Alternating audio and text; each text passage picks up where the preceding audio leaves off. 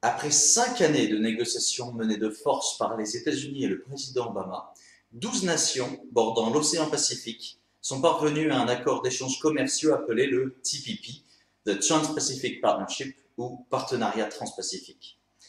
Avant son élection en 2008, les négociations pour un accord international entre l'Amérique du Nord et l'Europe allaient bon train, et ce depuis plusieurs dizaines d'années. Jusqu'ici, les Européens traînaient du pied alors que les Américains voulaient cet accord transatlantique. L'élection du président Obama a bouleversé les cartes. Sa politique tournée vers le Pacifique a créé une situation de panique en Europe. Un traité de commerce international entre les pays bordant cet océan signifiait l'isolement du vieux continent.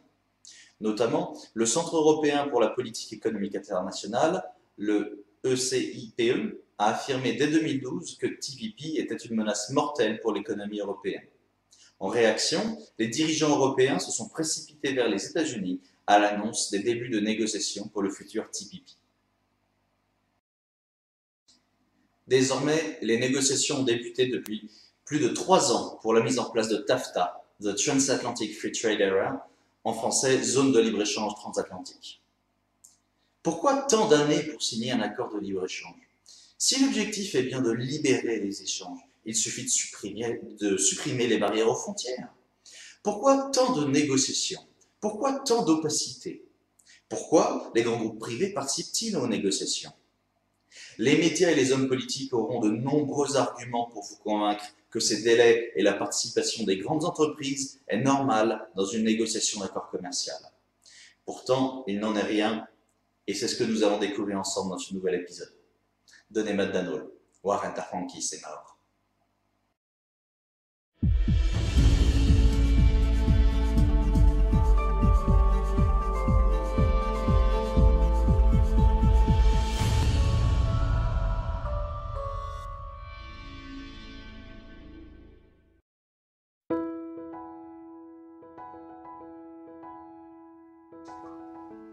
Les documents de négociation pour le TPP révélés par Wikileaks sont éloquents.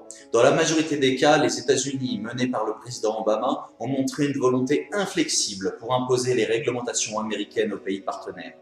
Avec le soutien du Japon et de l'Australie sur plusieurs sujets, les négociateurs américains ont utilisé la menace économique chinoise pour effrayer leurs partenaires, entre guillemets, et leur faire accepter de se soumettre à de nombreuses réglementations américaines. Les pays asiatiques ont notamment dû se soumettre à des demandes extrêmement dures de la part de Washington sur tout ce qui touche à la propriété intellectuelle.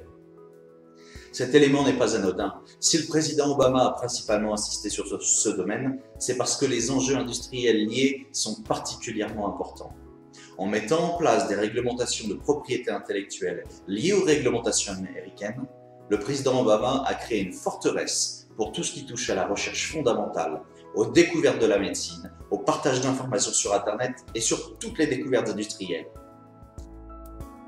Les États-Unis étaient moteurs du groupe de négociation, avec le Japon et l'Australie, et ils se sont ainsi assurés une sécurité industrielle de long terme. Pire, l'objectif des Américains n'est pas de s'arrêter aux 12 nations aujourd'hui membres de ce partenariat. En mettant en place ces règles dès 2015, le président Obama et les négociateurs américains prévoient en réalité l'entrée progressive de nouveaux membres bordant le Pacifique. Ces nouveaux membres seront ainsi dans l'impossibilité de négocier des termes déjà signés et se retrouveront forcés d'accepter des conditions qui favorisent fortement les États-Unis, l'Australie et le Japon s'ils ne veulent pas se retrouver à l'écart du commerce dans le Pacifique. Pratiquement, avec le TPP, le président Obama a imposé les règles américaines aux pays bordant l'océan Pacifique. Pourquoi donc les lobbies et les États sont-ils aussi impliqués dans la constitution de ces deux zones de commerce international que seraient le TPP et TAFTA? La réponse peut sembler évidente, ils veulent défendre leurs intérêts. Et c'est vrai, si le président Obama avait défendu 2 accords de libre-échange, les grandes entreprises, et en particulier les multinationales, auraient eu beaucoup à perdre. Quel est l'intérêt d'une multinationale à un tel accord? Ces gigantesques entreprises possèdent déjà les moyens financiers, statutaires et politiques pour assurer leur présence dans les pays de leur choix. Cette présence et les actuelles lois sur le commerce international permettent aux grandes entreprises d'échanger comme elles le souhaitent entre 2 pays ou entre 2 continents, de par leur présence planétaire. Dans la pratique, un accord de libre-échange n'apporte rien de spécifique à ces grandes entreprises. Mais ça ne colle pas. Si cet accord de libre-échange n'a pas d'intérêt pour les grandes entreprises et les principaux lobbies, pourquoi donc sont-ils présents dans les négociations? Pourquoi tant de pression sur les élus pour avancer leur cause? Voilà le point sensible. Les grandes entreprises ont une peur panique de l'idée d'un grand accord de libre-échange à travers l'ensemble de l'Atlantique. Avec un accord de libre-échange, les petites et moyennes entreprises qui n'ont pas la logistique ni les moyens de s'installer aisément de chaque côté de l'océan seraient désormais en mesure de venir concurrencer les grands groupes. Si le TPP et TAFTA devenaient de simples accords de libre-échange, les lobbies perdraient tout leur poids politique. Les entreprises françaises ne pourraient plus faire pression pour valider des réglementations qui les favorisent en France. De même, les multinationales américaines ne pourraient plus faire passer des régulations qui favorisent leur méthode de production aux États-Unis.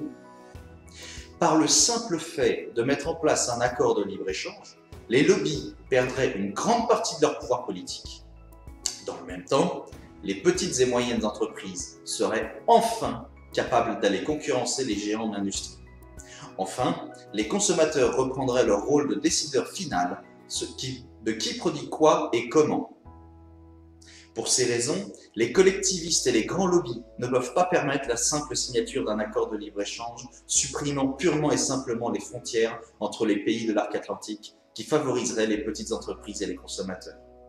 Pour le moment, TAFTA n'est pas une négociation ayant pour but de libérer le commerce. Il s'agit d'un jeu d'échecs politique mondial pour savoir qui va imposer sa législation à ses voisins. Pourtant, l'Europe en général et la Bretagne en particulier ont beaucoup à gagner de la signature d'un véritable accord de libre-échange transatlantique. Tout d'abord, la balance commerciale des échanges entre les États-Unis et l'Union européenne est clairement en faveur de notre continent. Au cours des 3 dernières années, les entreprises européennes ont continuellement augmenté la valeur des biens commercialisés outre-Atlantique, avec une balance commerciale positive de 86,7 milliards d'euros en 2012, 96,9 milliards d'euros en 2013 et 106 milliards d'euros en 2014. Ensuite, il est clair que le décalage de plus en plus évident du centre du commerce mondial de l'Atlantique au Pacifique ferait de l'Europe entière un territoire relativement isolé du commerce mondial. Quant à la question bretonne, les adversaires de la cause indépendantiste affirment qu'une Bretagne souveraine serait isolée. Or, la Bretagne est au cœur de l'arc atlantique. Dans une Bretagne soumise aux directives de Paris et de Bruxelles, la Bretagne est effectivement loin à l'ouest. Mais dans une Bretagne au cœur de l'Atlantique, notre pays redeviendra ce qu'il aurait toujours dû être sans les politiques jacobines favorisant Le Havre, Bordeaux et Toulon. La Bretagne redeviendra la porte d'entrée vers l'Europe, favorisant le commerce international grâce à une politique fiscale et sociale efficace et attirante. Nous avons abondamment traité le sujet dans notre dernier épisode sur le dumping social. De plus, la Manche est actuellement surchargée par l'actuel trafic maritime. Une porte d'entrée fiscalement attirante et plus proche du Benelux et de l'Allemagne que le Portugal sera une opportunité à saisir pour les échanges commerciaux de toute l'Europe. Mais pour assurer notre position, les Bretons doivent peser fort pour réclamer un véritable accord de libre-échange. Premièrement, afin de limiter au maximum l'impact des lobbies et des grandes entreprises européennes et nord-américaines, il faut s'orienter davantage vers un grand accord de libre-échange avec l'ensemble des pays de l'arc atlantique, c'est-à-dire aussi avec l'Amérique du Sud et l'Afrique. Deuxièmement, toute négociation dans lesquelles les lobbies interviennent doivent cesser. Les États doivent aussi cesser leurs négociations. La libération des échanges ne peut pas passer par un gigantesque accord de plusieurs milliers de pages permettant à chacun de tirer la couverture à soi, comme ça a été le cas pour le TPP et les États-Unis. L'objectif de la liberté est de permettre le développement d'une confiance réciproque. Actuellement, TAFTA est une gigantesque farce. Travaillons à un véritable accord de libre-échange dans lequel aucune entreprise ni aucun lobby n'aura son mot à dire. La Bretagne a beaucoup à gagner d'un véritable traité de libre-échange transatlantique, non limité à l'Amérique du Nord et à l'Europe. Un traité ouvert à l'ensemble de l'Amérique du Sud et de l'Afrique occidentale apportera davantage de richesses pour l'ensemble des partenaires et améliorera les relations entre des pays qui aujourd'hui échangent peu et communiquent peu. Enfin, un tel accord de libre-échange affaiblira les grandes entreprises et les lobbies. Il leur sera plus difficile d'imposer des réglementations qui les favorisent. Les petites entreprises et les consommateurs reprendront enfin leur place au cœur des échanges internationaux, permettant un véritable retour à une prospérité pour tous les pays bordant l'océan Atlantique, et la Bretagne en particulier. Un véritable traité de libre-échange sera un pas de géant sur la route de la liberté.